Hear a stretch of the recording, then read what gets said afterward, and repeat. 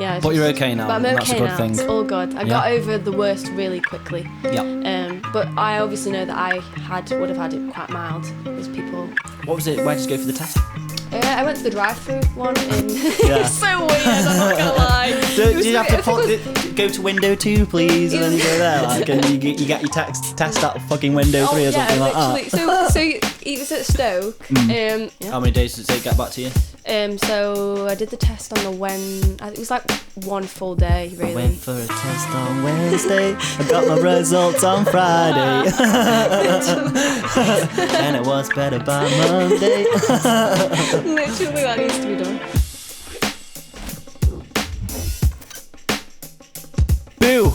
It's Halloween. It's episode 5 of the FARSIDE podcast, and tonight, as usual, we've got a special guest. I understand everyone's going to be stuck inside because of fucking Boris. Tier 2 lockdown, everyone. So your trick and treats are going to start here. And speaking of treats, Darla Jade. Hello. How are you? I'm good, thank you. Yeah. This is interesting, right? Because this is like the first time somebody's come in the podcast that I haven't really met you before. No. So like, but I've not really seen you in many interview situations actually. I haven't really done that many. No. So it's quite new. So this is quite a warm up. Yeah. I've done a few, but not that many. So. Yeah. Who have you done him for, like? I've done one with BBC Introducing. That was last year. Yeah. There's been others, but you know when you ask a question and it just like. Yeah. Do you know what this has been really ace, because when I get interviewed by BBC Stoke and stuff like that, it's kind of like I feel like it's natural now, you know. Yeah. Because I'm in that zone where you do get a little bit nervous beforehand because you're like, oh my god, and especially how many people are listening. Yeah. But yeah, good to see you. And it was great to see you at your gig. Oh, thanks very much. 3 weeks ago. I can't believe it's been 3 weeks already. Yeah. It's crazy, isn't it? It's during this epidemic. It's been a weird one, hasn't it? Definitely. How has it affected you mainly? Well, the shows have been completely out because I usually do a lot of gigs and stuff at the weekends, in like pubs and clubs just to earn money. That's how I make a living. But yeah, they've been completely wiped out. So yeah. So did you actually a lot of money like from doing gigs and stuff? Yeah. Really? Yeah. I would recommend it. I properly look up to that idea. And as well, you're just getting more experience doing what you like doing anyway. Yeah. I've been doing it since I was 15, so that's like 5 years now, 6 years. Well, let's start with your origins, man, because like on my periphery, you only popped up like 2 years ago. So what was it? What's the backstory? So, I mean, I've been gigging in pubs and clubs since I was 15. Playing an instrument? No, I just using tracks. I still use tracks now because I did play the ukulele. I went through a phase of, and that was when the Darla Jade brand started with the ukulele. The brand. Paper brand. Well, to be fair, that came in a little bit later. Right. But I did start the Darla Jade with ukulele. It was like indie folk. And then I went on a songwriting camp, and it was then that I realised, okay, the production, I really like pop stuff, and everything just really changed. Yeah. And that's kind of where the Darla Jade now is kind of when that started. That's what I really like about you. Like, it's us we DM'd before, didn't we, after your gig, and I said it's like unashamed pop. I don't think a lot of artists are doing it around here. Although there has been a surgence, I think, in pop artists. Yeah. Another person I'm really liking at the minute is Kate Lomas. Okay. I don't think I've. I'll definitely be listening. It's so good. Wicked. But yeah, it's like. But what I wanted to ask you was like the sort of production behind it, because if you don't play an instrument or you play ukulele, what's the songwriting process? So for me, I work a lot with other producers, of course, because I don't really produce. Yeah. So who are they? So the producers, I have different. So for example, the song that I released on Wednesday, the producer Ghost in Me. Yeah, that's the one. Shout out. That was Reese Fletcher. I mean, he did Friend of Me as well. Yeah. And then I also work with another producer called Mark Smith. He's done a few of the ones that are out.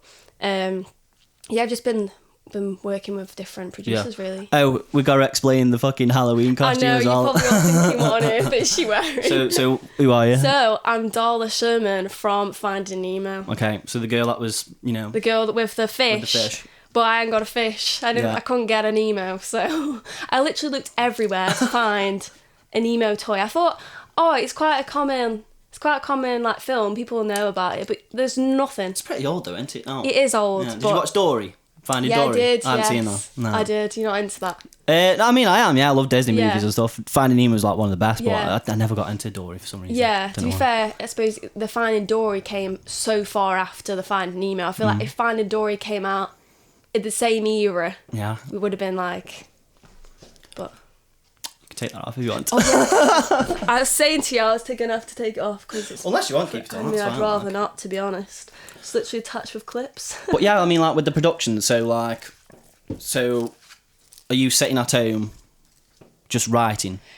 So how I do like the sorry, there we go. We're okay now. So how I usually like come up with ideas is, so either I'll come up with ideas with like nothing, and I basically sometimes get the melody and the lyric as I'm doing it, or I'll get a melody and I'll write some lyrics to it, or I'll use Splice and just use a loop and just keep. That's what I use, man. Yeah, I think it's so good. So did you try any production yourself then? Not really. Do you think you could get into it then? I think I probably could get into it, but I've done a lot of top lining and stuff as well, so it's kind of like trying to do everything, like, do you know what I mean? It's sometimes, but yeah, it's something I want to especially learn more about and be able to get to a point and get to a level that I can make my own demos, and then have like a sound in mind exactly what I want. Do you know what I mean? So you're quite lucky to have producers behind you though, sort of backing you. Yeah. Something interesting about myself, I don't know if you know the previous band, 10 O'Clock Chemical, but we kind of got chucked into it. So we were working with like a shit hot producer as we first started. Yeah. I think that's where my production skills came into it. Yeah. But obviously not everyone is lucky enough. The problem is nowadays is you kind of got to be the producer. You've got to be your own marketer. You've got to do everything yourself, haven't you? Yeah. In some ways, I think that's a good thing because we're learning. Yeah. And we're not going to get ripped off. You know what I mean? There's like less chance of that. Yep. But I understand you must be like under management and things like that. So I've got like representative and people helping me, which has been really good. Yeah. In what way? So at the moment, so they're going to help me with trying to push for labels and push on that kind of level. But then even, you know, you can only really start seeing the label stuff when you've seen the contracts, because it might not necessarily be the way that you want to go in eventually when you see, you know. Yeah. So yeah, but I'm doing a lot of the pushing, the social media. That's all me. Is it? Yeah. It's every day, isn't it? Every day, non-stop. Yeah. And I think that's good because what's coming out is from me, so that's what people want. Like, surely if people are gonna follow, that's what they don't want someone else. People are in sync with realness, and that's what's really important. I brought a book not long ago. That 1 million followers there. Which one? 1 Million Followers. It's called. Oh, okay. It's Is by it good? it's really good. It's by a dude called Brendan Kane, right? Okay. And he's worked with like loads of massive artists like freaking Beyonce, Taylor Swift, and all that. Oh, wicked. But he's got a strategy of how to get literally 1 million followers in like a month, right? Wow. But I mean, a lot of it's quite. It's not. It's always about content. Obviously, you've got to put good content out there. Course. Problem with me is, I try and do so much, but I haven't got that much time. Yeah. I've pissed a few people off lately actually, because I like sort of do production for the people. Yeah. Wicked.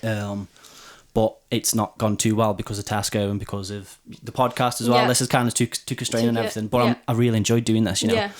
Yeah. But yeah, like one thing I noticed about you is literally, it was funny because I was liking you whilst I was reading the book, and I was like, yeah, because Darla's, your socials are shit up, man. No, they are. They're really good. Thank you.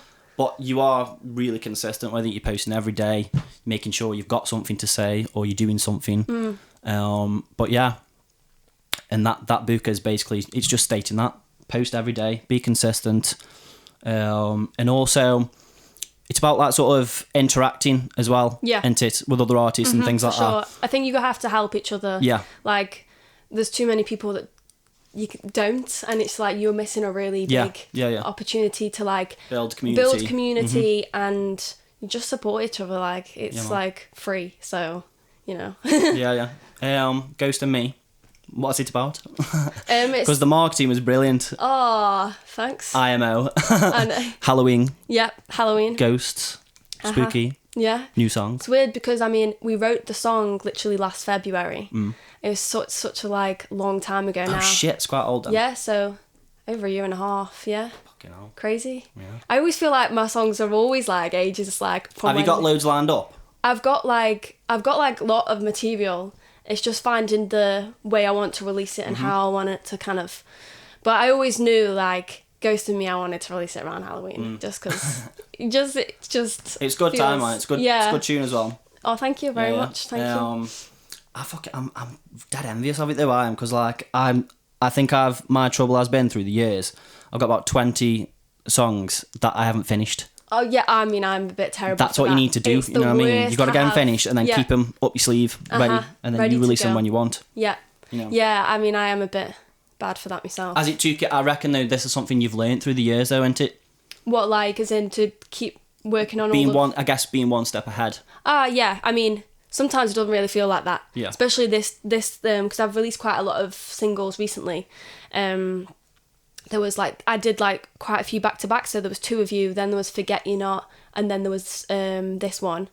And I really wanted to release another one as well, but it's just because you kind of get everything ready, but then because I really try and hone in on the social media thing as well. Mm-hmm. There's just a lot to process and get, obviously because I'm doing a lot of it myself as well, so it's kind of it is difficult to and as well, I don't know if you find this, but so you'll release a song and then you move on to the next one, even though you shouldn't, because you should give enough time. It's about sort of sticking with the campaign and stuff like that. Yeah, I mean, but also I've also been met with disappointment sometimes. You know, when you get so hyped about a song and you're just like, this is gonna be the one, yeah. Then you release it and it's like, oh shit, it's sometimes dead slow, and then you're just like, bollocks, you've got to get ready for the next one. Yeah. Sometimes it feels like when your release days, it feels like sometimes you're just opening your bedroom window and just going, I've released a song today. Yeah. What's the process when you release songs? You sort of just stick on social media all day and just be like, and try and get back to everyone. Because I did notice on Instagram, you were just you spent a whole day just thanking everyone that had shared it. Oh yeah, I mean, I always do that. Mm-hmm. I think it's really, I always just want to be able to, if someone shared something, I want to reshare that, and it's commenting back on all of comments that come through on any of my posts. Yep. I make it my job to make sure I reply back, and but not the creepy ones. Not the creepy ones. I'll try it. But yeah, I think it is a job in itself, social media, I think, of course, for sure.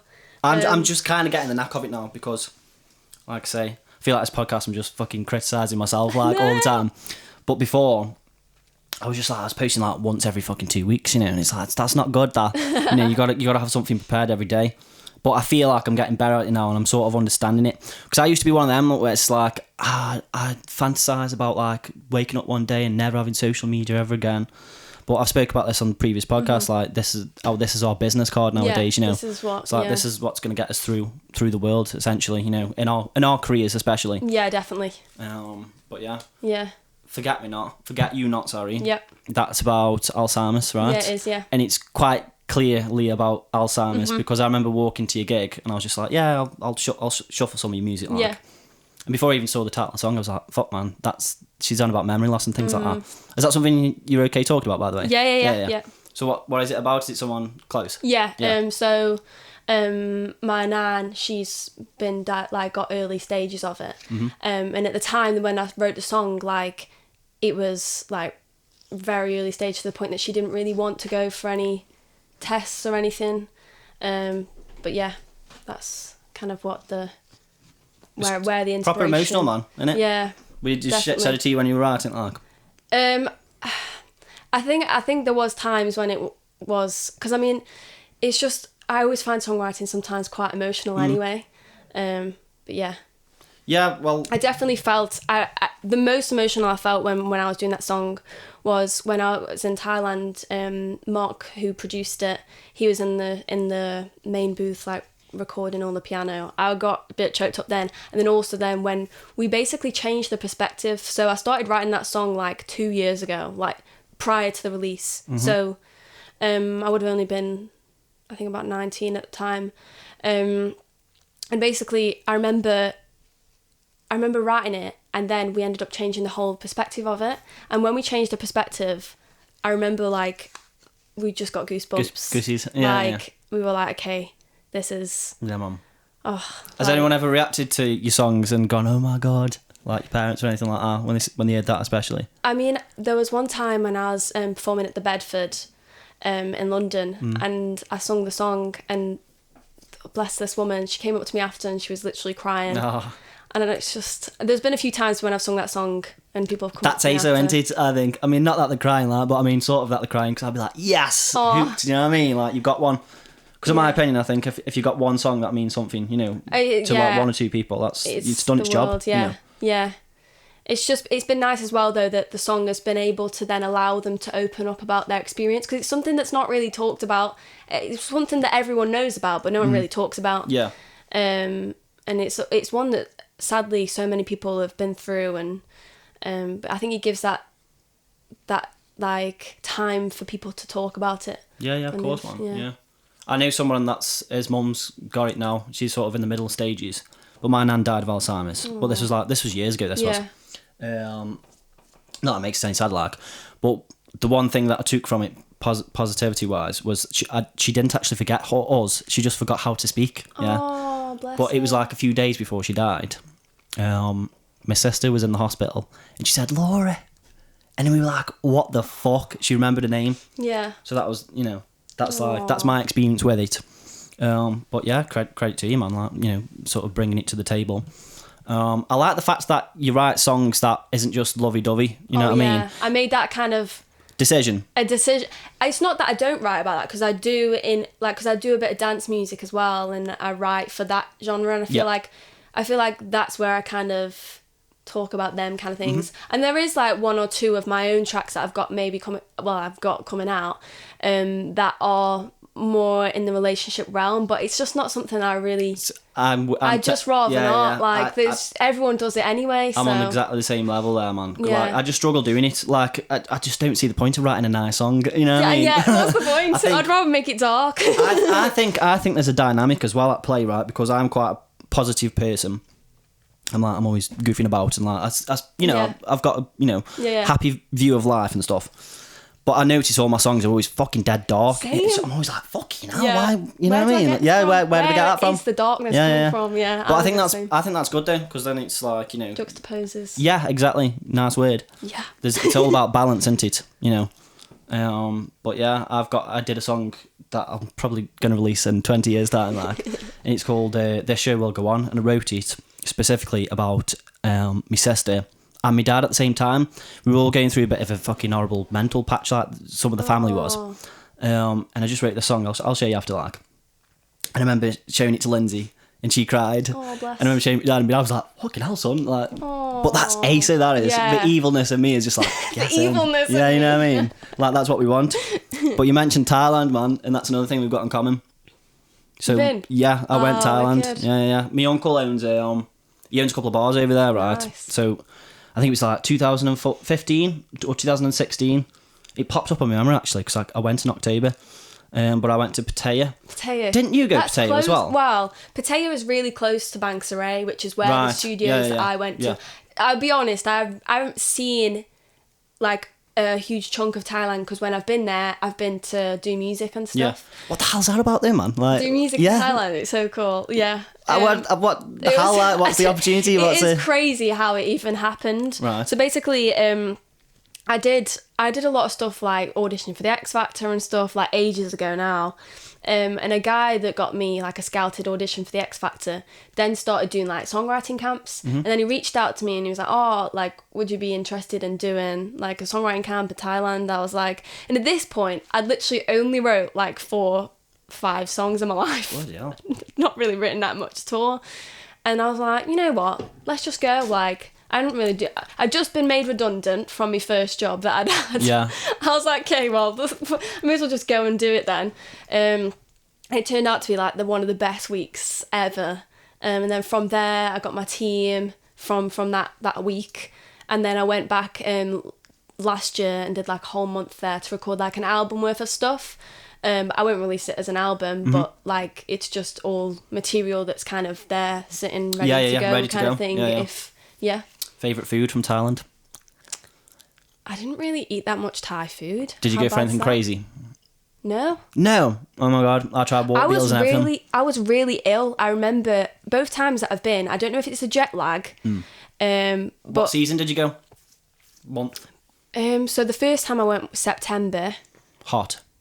It was quite warm, yeah. It's always like warm there, but then obviously they get the shelves a lot, don't they? Yeah. And then last year I was there July, the whole of July. That's one thing I noticed actually. It was like we went in, I think it was like October, and it was like flood season. Yeah. But the thing is, a flood over there is completely different from over here. A flood over there is a flood. A flood. And then in an hour, it's not a flood. Yeah. You know what I mean? It's Literally, like, I feel like you can see the steam. Yeah, like, you can. The evaporation of the thing. Yeah.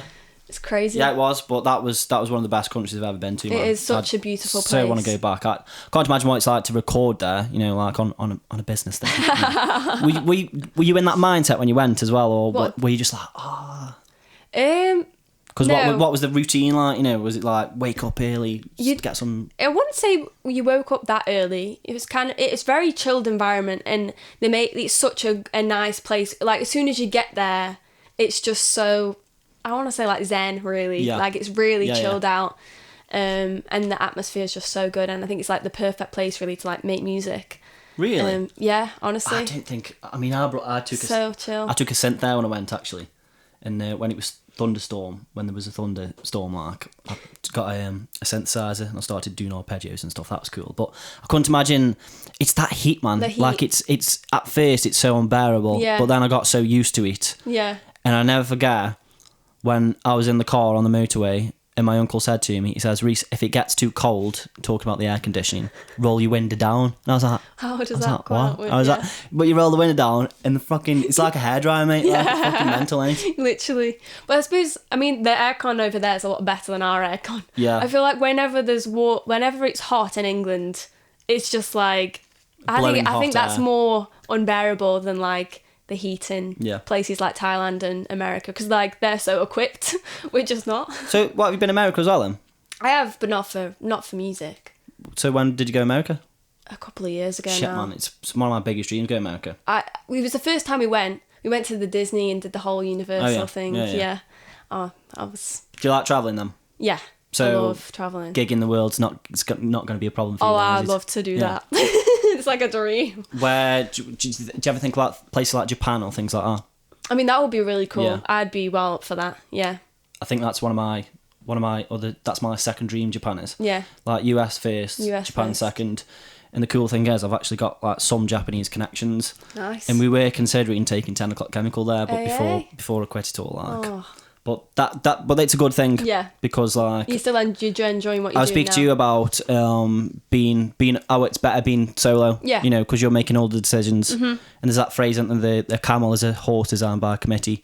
So it's like the trouble is. I've heard that one before. But you get what he means, don't you? So Yeah. like, you've got one original idea, and then you get pushed down in the office that many times that the end product is just not the first vision. You know. And I think that's what started upsetting me. But then the catalyst was the coronavirus, which we'll get onto. Okay. You know, I want me rant about You want your rant. coronavirus. You need to get it in there every podcast. On every podcast until it's over. Until it's gone. Until it's over. But yeah, so this kicked in, and I was like, do you know what? Maybe I should just start writing my own thing and see where I go from there. And now I absolutely love it. It's amazing. It is It's good. absolutely ace, like. Yeah, I enjoy it. But I think that's why I can see it in you as well, because I can tell you're taking charge of everything, and it's how you want it, you know. And I think that's so like that's so important for artists. Yeah. Of our you know of our style, because I mean, how would you describe your genre actually? See, I really struck, like, there was last year, I was literally like, because if I played you all of the material that I had, you'd probably think the same, like, there is like some really, really poppy stuff. Yeah. But then there's a lot of like electropop, alt pop. I was trying to find comparison. But this is a really good thing though, that you've got this very distinctive voice. You've got quite distinctive songs as well. Thanks. But I couldn't put my finger on who I would compare you to. Yeah. Could you? Because obviously you know your influences. I haven't got a clue your influences by just listening to you. You know. Well, I mean, that's kind of cool. It is good. Like, Yeah, I'm yeah. glad that you wouldn't be like, oh, it sounds like that person. But I've been listening to a lot of Paris recently. Right. Have you heard of that band? Don't know who so that it is spelled PVRIS. Holy shit! This is crazy, right? Okay. You won't believe me. Oh, go on. And Tracy's gonna go mad. But I work with this woman, right? Right. And I showed you your stuff yesterday, and I swear to God, she said sounds like Paris. Really? Yeah. No way. Yeah. Yeah, so I only really properly discovered them because, you know, I don't know if you know Jordan Wright, so he's drummer for me. Right. I mean, he was literally like, oh, Ghost and Me sounds like Paris. Like, it really sounds like Paris. I was like, who's Paris? Oh, so you've recently discovered as well, yeah? I didn't really know them. And then they said, oh, it's spelled P-V-R-I-S. And I was like, oh, okay, I have heard, like, a couple of the tracks. Shit, I've seen him. I think I've got him on Instagram now, because I remember the V good. thing. Yeah. And I was like, okay, I'll go listen. And then I listened. I was like, this is cool stuff. And I was like, well, it's cool that he's saying that it sounds similar. I can get on board. Oh my God, man. So, but yeah, it isn't something that I've been going in referencing. So, yeah. But then I told my producer, I was like, I've been told that Ghost to Me sounds really similar to Paris. He goes, oh, well, I really love them. I've been listening to them for years. And he was like, oh, and yeah, I remember when we were in Thailand, I remember actually telling you to listen to Paris for like a reference. And I was like, I must have listened to it. But he must have passed you. But he must have. But the thing is, this is the cool thing about some artists sometimes. Like, you've got time to get around to them. Yeah. You know, like, there's been tons and tons of artists before that I'm like, holy shit, how did I not become a fan of these earlier? Why? You know, but then you just wait for the synchronization to happen, you know, like, things just happen naturally. I find it really sad, though, thinking about all of the, like, the missed albums, the missed things that I haven't listened to. Like, even on Spotify, like, because I have a playlist called Under the Radar, and I really try and, like, support, like, it's all for like tracks that are under 10,000 streams. Okay. And like there's some tracks on there and I'm just like, these are so good. Yeah. Like, I just don't understand why more people aren't listening to them, because people would love them, but I think we know why though. It's the Spotify algorithms. Oh, and yeah. It's a bit of a problem at the minute, isn't it? I can't seem to get my head around it. Yeah, I mean, I can't, but I can understand. It just seems like throughout the music industry and every decade, there's some way that the artists are getting scammed.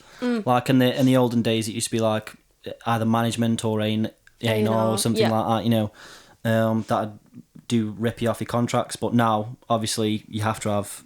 It has to be, you know, dealt with and lawyers. Lawyers and I everything. think we're a bit more aware now that we need a lawyer to look at. Yeah. What amazed me a couple of years ago when we got our lawyer was that there's lawyers out there specifically for music and artists and things like that. You know, and because again, it's like it's one of those. It's such a broad industry, isn't it? It's mad. Like every contract is completely different. Like there's not. You can't go like. I didn't go to uni. I don't know if you did, but like. Nope. I just don't understand how you can. I don't know if I'm wrong, if people have been to music things, but I just don't know how you can really learn. Yeah. You just have to navigate and learn as you go. Like there's no, because even the people that I consider like, they know what they're doing. They don't really know what they're doing. They're just kind of figuring it out. Yeah, winging it. And like because every contract's different. You have to still get everything checked out. Yeah. Like and and as well, like, I don't know who it was that's this person that said this, but it's someone big. Oh, I can't remember. But he basically was like, you know when you write a song, and maybe if it's like a hit or whatever, like, it's someone massive, by the way. I can't think who it is. If you remember, message it me know. and then we'll put it up on the pictures like, as we're talking. Yeah. It's that guy. I can't. I feel like I can remember. Go on, like, it'll come to you if you vision. forget about it.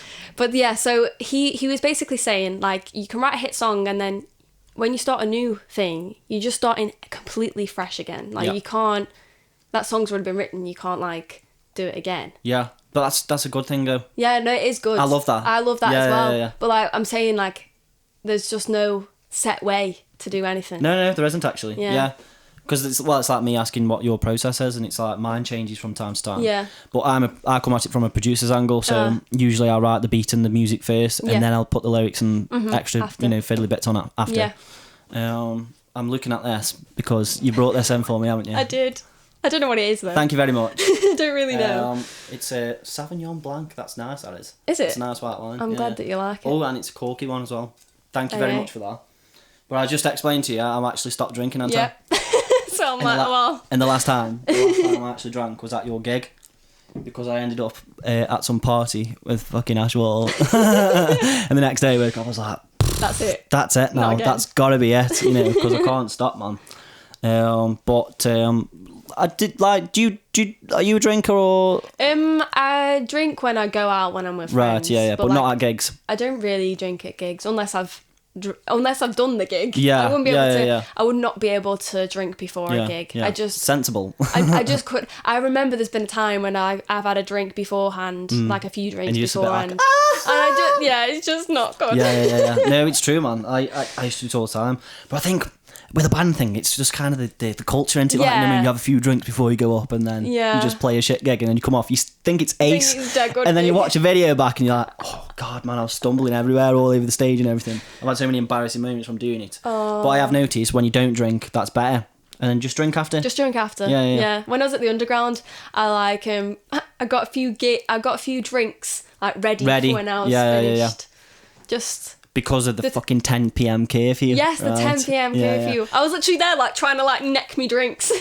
Oh man, it's so stupid. It's so freaking dumb. No, it doesn't. Not even the slightest. But you've actually had coronavirus, haven't you? I have. Last week. So we were going to record this Yes. podcast 5 days ago, right? Yes, we did. But then you had to do like 10 days incubation period that you've had to go through? Yeah. But now you're okay? Now I'm okay. Absolutely fine, or any after effects or anything like that? I'm still getting a bit of chest pain. Right. And I'm still getting like dizzy spells, and my smell isn't really very great. Well, good job we brought a doctor in. No, I'm not joking.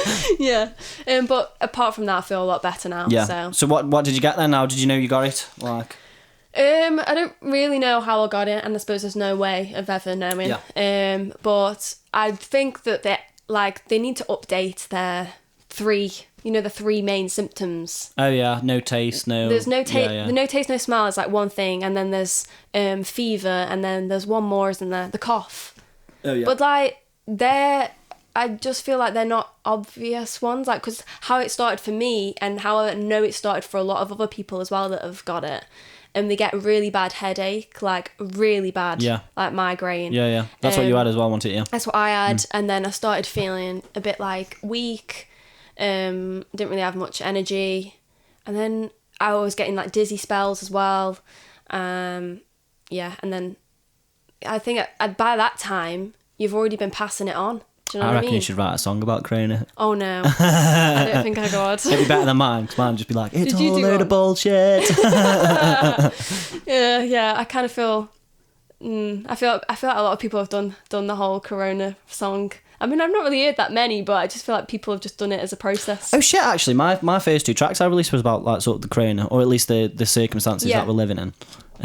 But yeah, I think it's just getting silly now. Yeah. But I mean, I've done my bit. But it's crazy because I haven't got it. I don't think I've had it unless I'm like... You might be asymptomatic. I describe myself as quite healthy, so I'm wondering if that's got anything to do with it.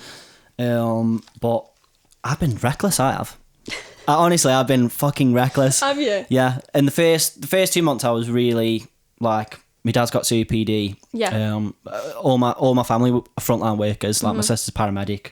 My mum's an elderly person carer. My sister does the same job, and my dad works in a homeless hostel. So I was like, Jesus Christ, man! Like, we're all out in the line of fire. Yeah. I best do everything in my power to not, cause a chance of spreading it and stuff.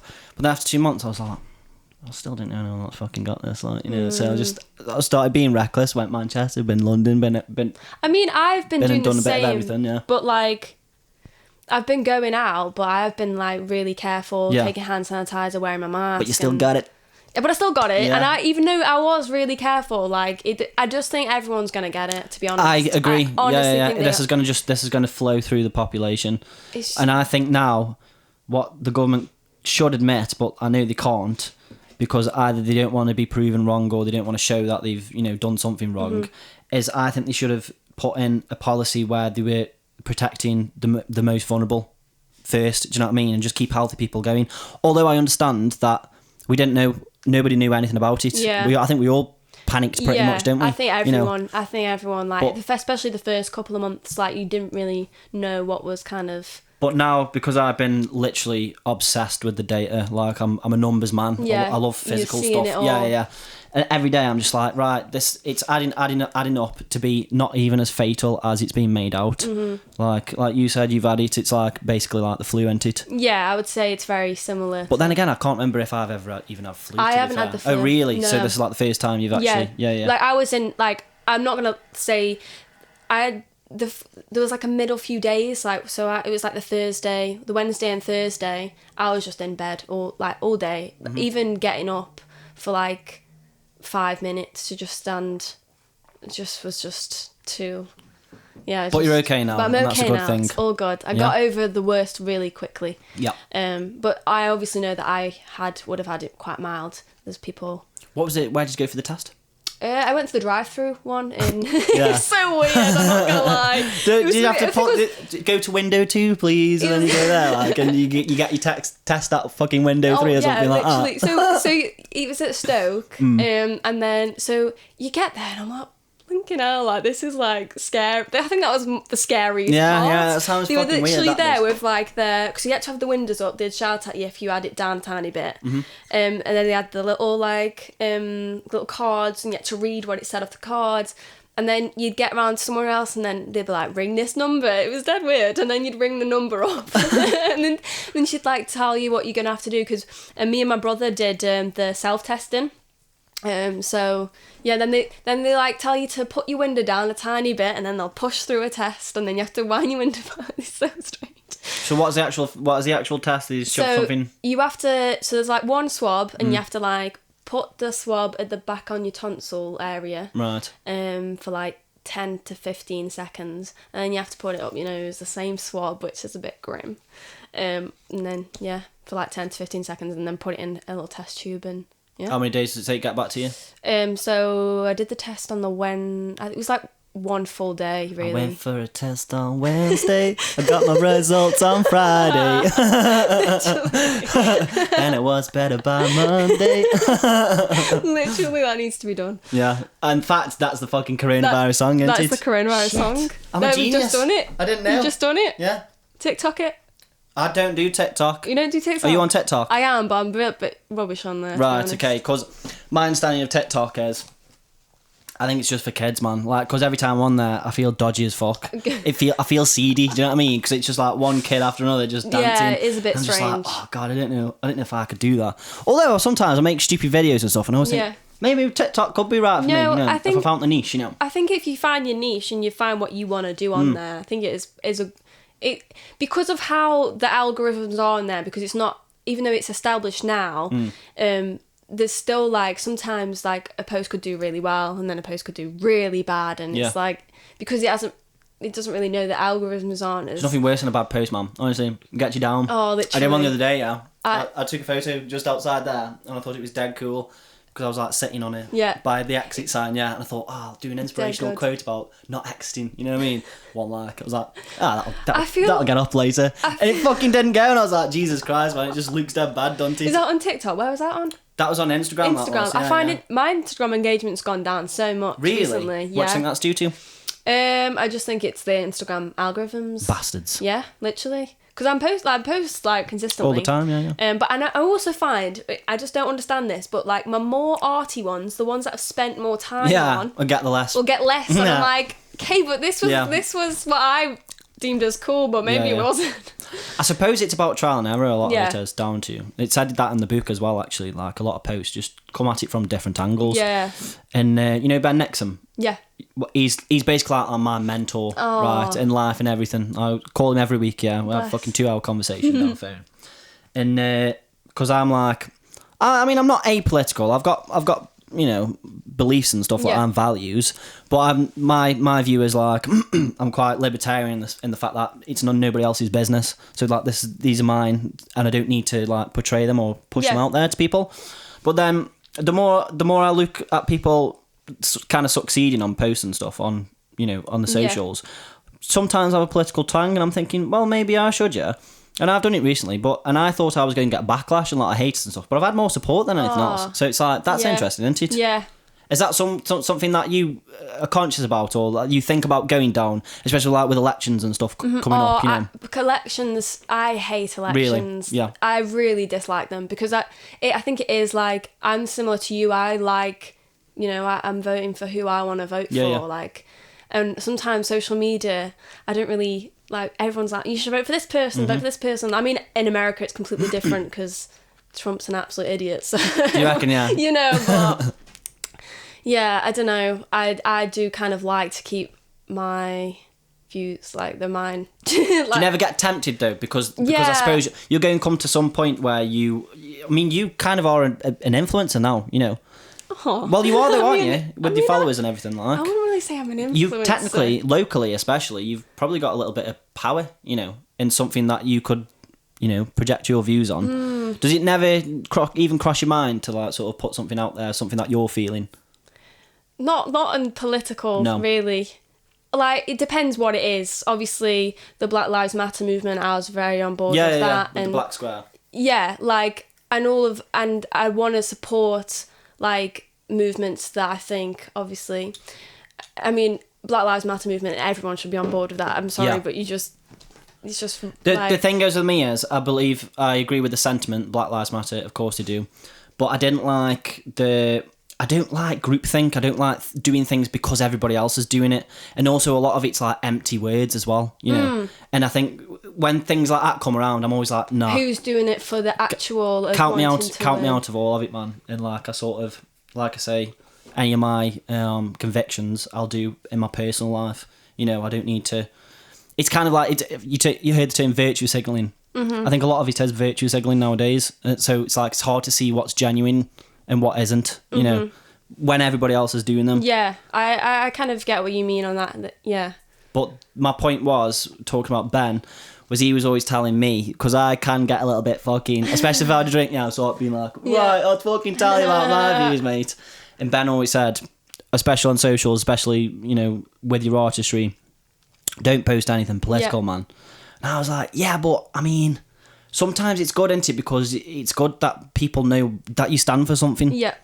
But I'm always in that sort of, you know, fight because I'm like, no, I am this person. Yeah. And I want to stand up to my convictions. I've done it with the mask thing. I've done it with the lockdown. This is pretty much the first time I've really done it. Yeah. Other than about 5 years ago, because I used to be like a little shithead lefty activist, right? Dead bad I was. Yeah. Really? But I think I grew up a little bit. But you do, don't you? You know, like. Yeah. And I don't look back on it and regret it. But no. I think, like, well, I was just a kid, you know. I didn't really know much about the world. Got a job. And then you're just like, this is how the world goes around, you know. Yeah. But you you do part-time work as well, don't you? I do part-time work, yeah. So what do you do? I'm a I scan things. You scan things? Yeah. What, in a shop or? No, like, it's like an office, an office job. Do you like it? I mean, it's not... I'd want to be doing music full time. Yeah, of course, yeah. But I like jobs though that I can be like speaking with. I have to now answer the phones, which is good because I don't really like answering the phone. So I think I picked up you're quite an introvert, aren't you? Yeah. Which is funny because if you're on stage, you've got to be kind of the opposite. The opposite. Yeah. No, I'm pretty introverted. I mean, I'm fine. Like speak like this is fine. Yeah. But like before lockdown, I didn't do one live stream. Because the thought of a live stream or anything like that would just nah, freak you out. No, thank you. Like I just didn't like them, and like even like you know when you have to record yourself on like socials and Instagram, that would take me about 20 attempts. Really? Because I'd literally watch it back and be like. You try and perfect it though. That's the thing. I'm a perfectionist as well. So yeah, well, I've tried to move away from that kind of way going about things because. Yeah. You're just wasting time, aren't you, a lot of the time? It's such a time waste, yeah. And there's a lot of videos, a lot of podcasts I look back now, I'm just like, oh, God, I'm chatting shit there. I'm like, oh, fuck, I need to change that next time. But the fact that I've just put it out there is better than keeping it and going, no, I'll wait until it's perfect, you know? Yeah. Because then you'll never release anything. Yeah, I mean, I'm not really, in that sense, I'm not overly bad in that sense, like, though I say that, but I am. Like, because there's the one song that I've got that I've rewritten 4 times. Right. Because I'm that's not exactly what I want to say. Let's just like... We've all been there though. Yeah. I think I've been there like loads. Like songs especially have gone through that many fucking versions, yeah. Now eventually you go so far, you're just like, I don't even know what he says anymore. Yeah. I mean, to be fair, I'm glad that I've changed that song now. I mean, hopefully I'll be releasing it next year. Is there any songs you look back on? But I suppose like, I mean, how long have you been releasing since? Like 2 years now? My first release was I did the EP, so that would have been...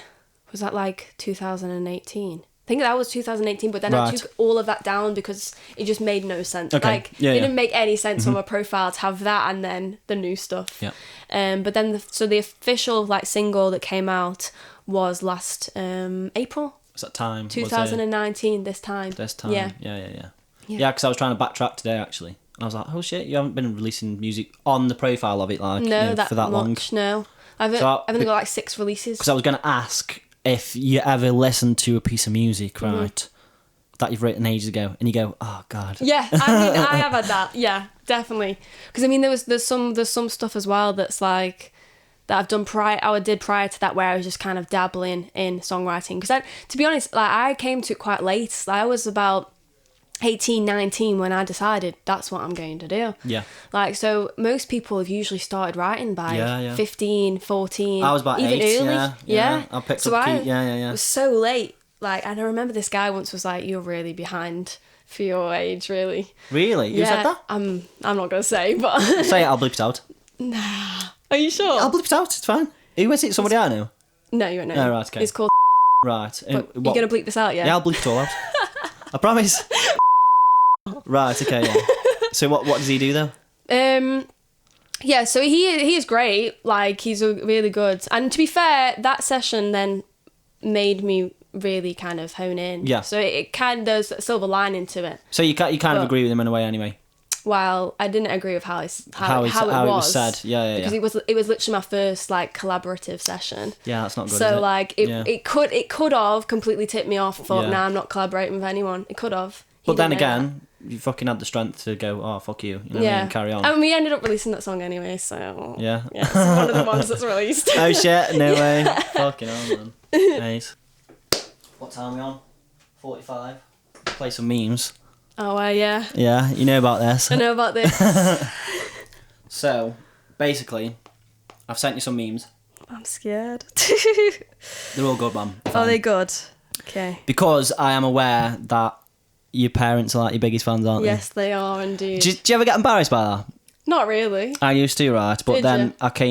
I came to the conclusion, I was like, this is really good, man. Yeah, like, cause I've supportive parents, because I know some artists that just don't have supportive parents at all, and they don't agree with what they're doing. And, like, I'm really lucky with Sometimes I envy that though, because I'm like, I've been in so many situations on stage where I'm thinking I'm looking the dog's bollocks. I'm feeling really cool. Yeah, some girls on the front row, and then I hear my dad in the back and go, "Go on, son." And I was like, fuck's sake, oh Dad. no! Jesus Christ, man!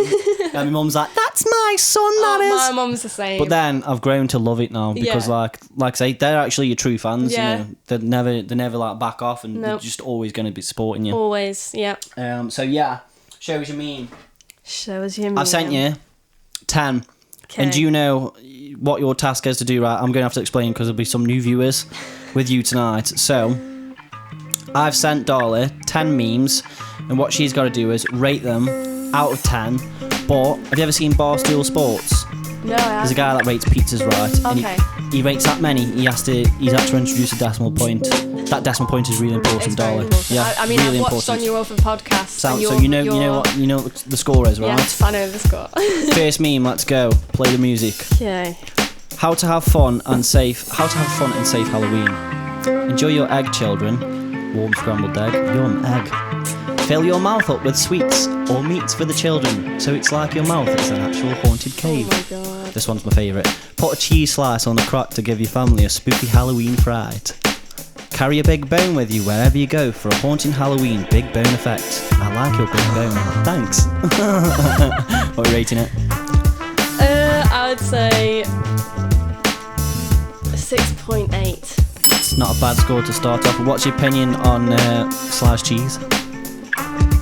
Sliced cheese? Yeah. You mean just this meme? I mean for just this meme, yeah. What's your opinion on sliced cheese? And I'm going to ask you your opinion on Crocs. Oh, I hate Crocs. I don't like Crocs either. I do like sliced cheese though. You do like sliced cheese? Are you vegetarian or anything? No. No, for some reason I just a vegetarian. It must be, it's the colour of your hair, you know. It's the colour of your hair. That I'm a vegetarian. You're not vegetarian, am I? You, no, I'm not vegetarian. You look like one of the woke crowd.